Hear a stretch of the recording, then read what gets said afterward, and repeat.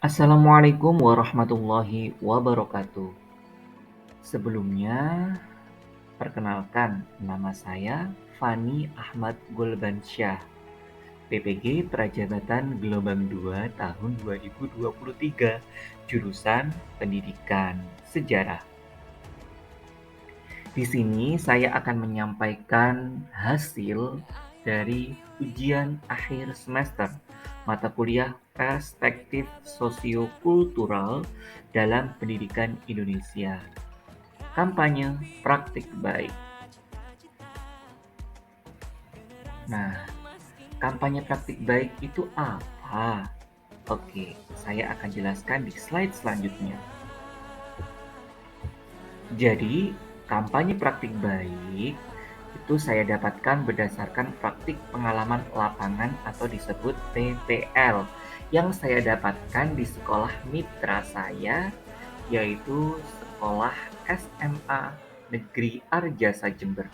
Dalam PPL 1 saya diberikan bimbingan dan arahan serta diberikan kesempatan untuk mengembangkan diri saya dalam kegiatan mengajar melalui penerapan scaffolding yang saya implementasikan di kelas 12 IPS 2 SMA Negeri Arjasa Jember. Penerapan scaffolding mengacu kepada zone of proximal development dengan menyesuaikan kebutuhan dan karakteristik peserta didik. Dalam penerapan scaffolding itu sendiri lebih menekankan pada dukungan tahapan belajar untuk membantu peserta didik dalam mencapai batas atas dari zona perkembangan proksimal peserta didik. Berikut penjelasan mengenai penerapan scaffolding pada zone of proximal development. Zone of proximal development adalah wilayah atau area perkembangan terdekat menitik beratkan kepada perkembangan kemampuan seseorang atau individu. Kemampuan seseorang itu dibagi menjadi perkembangan aktual dan perkembangan potensial. Pengertian scaffolding. Scaffolding adalah suatu pendekatan yang pernah dikemukakan oleh Vygotsky yang menekankan penggunaan dukungan atau bantuan tahap demi tahap dalam belajar dan pemecahan masalah. Vygotsky menyatakan bahwa peserta didik belajar melalui interaksi dengan orang dewasa atau teman sebayanya yang memiliki kemampuan kognitif. Dengan cara itu, siswa akan mendapatkan pemahaman yang lebih tinggi dari yang dimilikinya.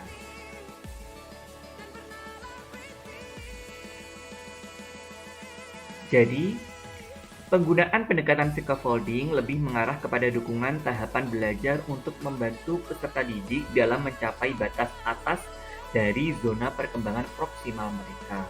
Pemberian bantuan tidak terus-menerus dilakukan, akan tetapi sedikit demi sedikit dikurangi hingga peserta didik dapat menunjukkan secara mandiri dalam pembelajarannya.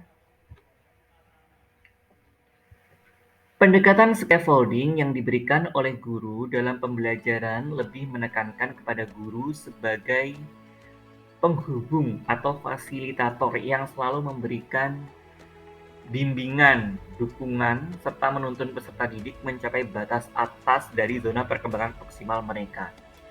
Hal tersebut digunakan untuk menciptakan lingkungan yang interaktif dan kreatif bagi peserta didik. Sebagai fasilitator, guru juga memfasilitasi perkembangan peserta didik dengan terlibat aktif dalam kegiatan berdiskusi, eksplorasi, dan kolaborasi. Refleksi juga berperan penting sebagai umpan balik tiap akhir pembelajaran untuk kegiatan pembelajaran dari peserta didik yang ditujukan dengan menyampaikan kepada mereka area mana yang perlu ditingkatkan. Dalam hal ini, penggunaan scaffolding bisa diterapkan di berbagai strategi, teknik, dan metode pembelajaran yang ada dalam kegiatan pembelajaran. Hal ini dikarenakan strategi teknik dan metode pembelajaran yang ada pasti memiliki keunggulan masing-masing, sehingga dalam penerapannya dapat disesuaikan dengan kondisi peserta didik seperti karakteristik dan gaya belajarnya masing-masing. Saya pernah menerapkan penggunaan scaffolding pada kelas 12 IPS 2 di SMA Negeri Arjasa, Jember. Penggunaan scaffolding tersebut saya terapkan pada materi kehidupan bangsa Indonesia pada masa Orde Baru. Dengan model pembelajaran apa? Dengan model pembelajaran Discovery Learning. Pada model pembelajaran Discovery Learning, terdapat beberapa tahap yang harus dilakukan. Yang pertama adalah pembentukan kelompok. Kemudian yang kedua adalah pemberian rangsangan. Yang ketiga, menuntun atau membimbing peserta didik untuk memahami tugas yang akan diberikan. Yang keempat, itu adalah evaluasi. Hasil yang dicapai dalam penerapan scaffolding dalam pembelajaran Discovery Learning adalah sebagai berikut. Jadi yang pertama, memberikan kesempatan yang luas. Jadi peserta didik bebas untuk mengembangkan kemampuan berdasarkan keterampilan yang dimiliki, baik keterampilan aktual atau kemampuan aktual ataupun kemampuan potensialnya. Yang kedua, itu adalah merekonstruk atau membangun pengetahuannya secara masing-masing, secara mandiri. Yang ketiga, itu adalah motivasi yang kuat dalam diri peserta didik, sehingga peserta didik akan meningkat dalam tahap belajarnya. Yang keempat, itu adalah guru dapat memberikan bimbingan serta arahan dalam mencapai batas atas dari Zone of Proximal Development.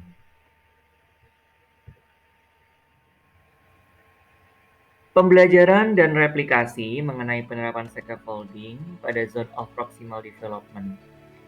Dengan pembelajaran dengan menggunakan media visualisasi terkait dengan pemahaman secara mendalam mengenai kehidupan bangsa Indonesia pada masa Orde Baru. Hal tersebut mendorong peserta didik dalam mengkonstruk pemahaman dan kemampuan kognitif yang dimiliki peserta didik, sehingga peserta didik dapat mengalami peningkatan yang akhirnya mencapai tujuan pembelajaran yang diharapkan oleh pendidik.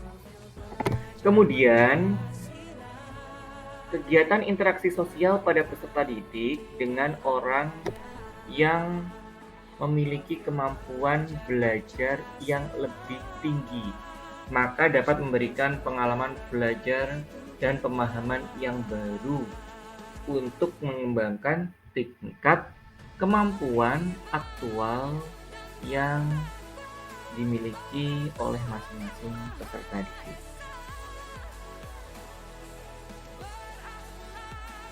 Sehingga pendekatan scaffolding dapat mempengaruhi zone of proximal bagi peserta didik.